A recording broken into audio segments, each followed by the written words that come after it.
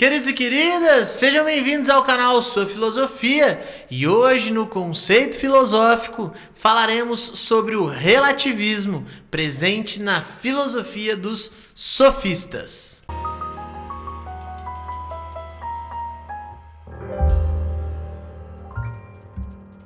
Queridos e queridas, é um prazer imenso contar com vocês aqui nesse canal, o canal Sua Filosofia, que tem como objetivo popularizar o conhecimento de filosofia, trazer para pertinho de você, para que você consiga visualizar de um modo bem prático, bonito e útil na sua vida os conhecimentos filosóficos, para que você entenda que nem todos eles têm utilidade, mas é por isso que eles são belos, porque estão no seu cotidiano, beleza? Eu sou o professor Toninho e a ideia de hoje é discutir um pouco sobre o relativismo presente nos sofistas. Para isso eu trouxe aqui um textinho bem bonito para vocês que está presente na obra do Platão chamada Teeteto, e é um trecho onde teoricamente um dos sofistas, Protágoras, diria o seguinte, abre aspas, afirmo com efeito que a verdade é como escrevi, cada um de nós, de fato, é a medida das coisas que existem e das que não existem, mas há diferença enorme entre um e outro.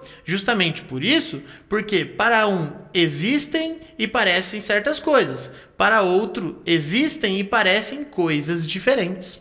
Olha que interessante, os sofistas ficaram marcados na história da filosofia por serem adversários de Sócrates. E qual era o principal ponto de divergência?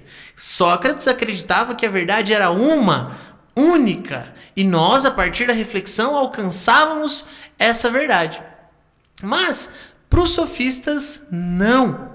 Para os sofistas, o que acontece é que todos nós temos percepções da realidade, todos nós temos um olhar para a realidade. E esse olhar é singular. Então a verdade, na verdade, desculpa o trocadilho, se encaixaria no modo como cada um enxerga a natureza, no modo como cada um defende as coisas. Isso é muito importante. Por quê? E eu quero que você entenda isso de modo muito interessante. Os sofistas estavam inseridos em um contexto social, um contexto político ali da Grécia, onde o discurso, a retórica e a oratória eram ferramentas poderosíssimas para o convencimento das pessoas. E esse convencimento trazia para aqueles que convenciam benesses políticas, arrecadações, dinheiros, privilégios. Então, obviamente que esse ensinamento dos sofistas teve uma importância fundamental. Educou muito do povo grego. O espírito grego deve muito ao pensamento dos sofistas. E olha que interessante. Um deles, esse cara que eu acabei de ler a frase, o Protágoras, acreditava que tudo que todo o argumento, toda a ideia possuía uma ideia e uma contra-ideia. Possuía a via do argumento e um contra-argumento. E ele dizia que era a partir dessa técnica que nós poderíamos enfraquecer um dos pontos e enaltecer o outro, sempre entendendo que existiam esses dois pontos de vista sobre o mesmo problema. Se você entende o que eu estou dizendo, o Protágoras está nos explicando o que é o relativismo. O relativismo, então, significa olhar para a realidade com olhares de quem não busca encontrar uma verdade absoluta, mas com olhares de quem pretende entender e principalmente defender o seu ponto de vista para aquele fato, aquele argumento, aquele momento. Vocês entendem então que aí na defesa, no pensamento dos sofistas, não há diretamente um ponto, não há apenas uma verdade, não é um conhecimento único. Muito pelo contrário, nós podemos inclusive levar essa frase de um jeito muito poético: o homem é a medida de todas as coisas. O que isso quer dizer? Que nós podemos olhar para o mundo de múltiplas maneiras e de que o nosso argumento, as nossas construções lógicas verbais podem trazer mais elucidação, mais compreensão e um olhar de entendimento sobre as coisas.